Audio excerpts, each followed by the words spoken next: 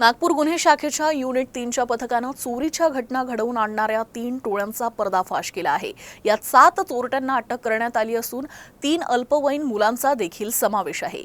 CCTV फुटेजच्या आधारे या कारवाया करण्यात आल्या आहे। पोलिसांनी 3,78,000 रुपयांचा मुद्देमाल जप्त केला आहे। नागपूर शहरात गेल्या काही दिवसांपासून चोरीच्या घटनांमध्ये वाढ झाली आहे।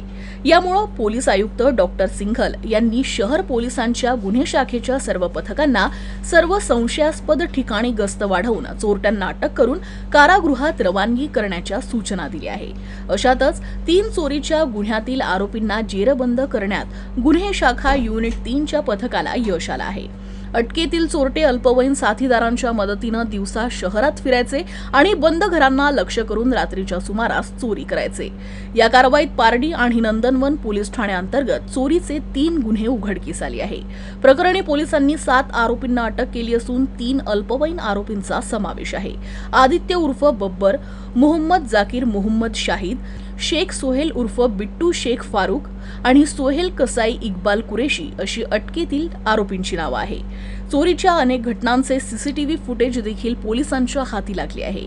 या मिळालेल्या सीसीटीव्ही फुटेजच्या आधारे पोलिसांनी या 7ही आरोपींना अटक केली। अटकेतील आरोपींकडून 3,78,680 रुपयांचा चोरीचा मुद्देमाल जप्त करण्यात आला आहे।